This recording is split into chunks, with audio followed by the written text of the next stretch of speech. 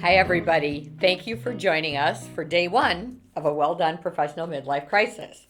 So, as you can tell, I've been marking up my book to make sure that we give you just enough to tease you and hopefully give you some exercises that will really help you to start this journey.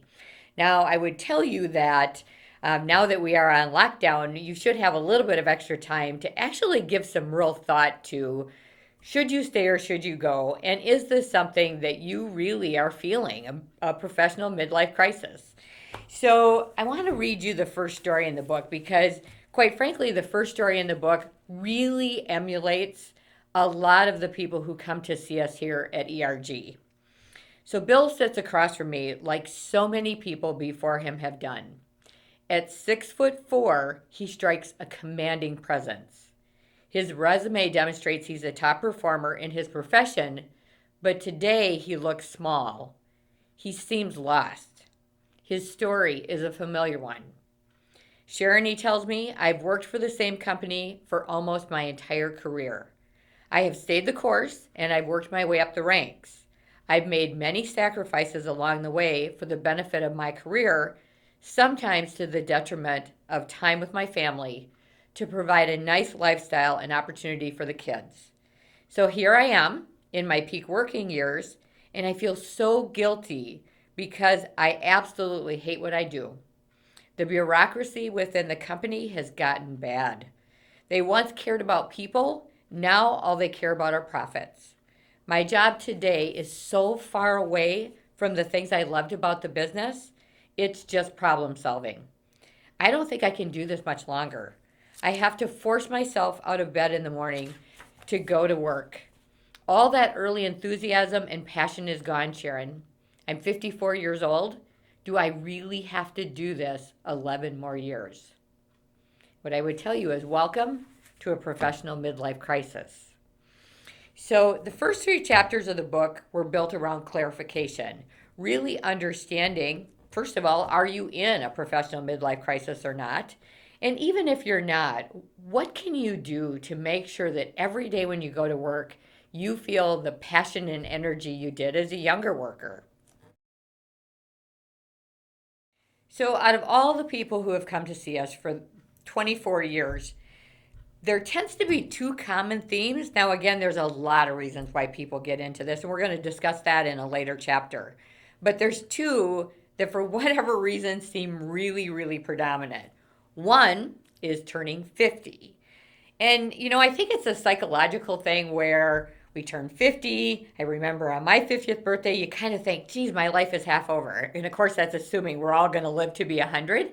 But the reality is at 50, you do start to think about all that bucket list and the things that you want to accomplish that you haven't done yet. And you know that it's a smaller window that you have that you can actually accomplish those things. So 50 tends to be when people start doing a lot of self-reflection on, what do I want my life to look like? Do I want to end my career doing what I'm doing? Or do I want to make a change and do something that is different and fun and rejuvenates me again?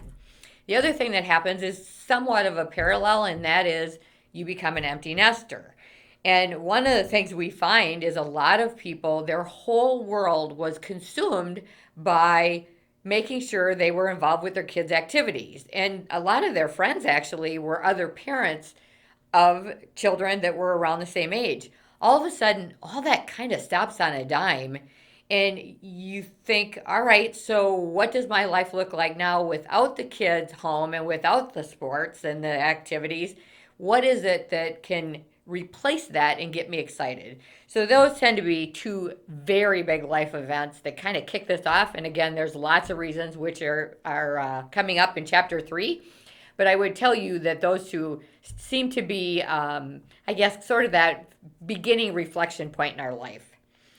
So how do we start the journey on a well-done professional midlife crisis? There has to be a place to start and actually become thoughtful about what does this look like.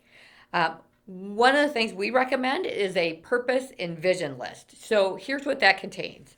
The purpose and vision list, first of all, is all the things you want to do before you die. Now, that may seem a bit daunting, but it's like a bucket list. It's listing out where you want to travel and what you want to accomplish. What do those achievements look like? Now, this is not an exercise that's going to happen in 24 hours. You should take a month and really think through what are all the things that you want to accomplish. Now, again, you might not have a month. If you don't, fine, we can do this quickly. But the reality is, the more time you have to really be thoughtful on that, the better. And then the second piece of that is, what is the legacy built around those accomplishments? It's easy to say, these are what my dream board contains, or these are the things I want to do. But if you don't understand your why and you don't understand the legacy behind it, sometimes we lose passion and energy around those things as well. So, as a starting point on chapter 1 is our first day teaser.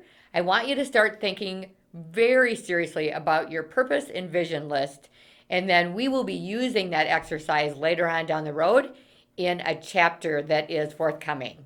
Have a fabulous day. I appreciate you tuning in, and come back tomorrow at same time for chapter 2. Thanks.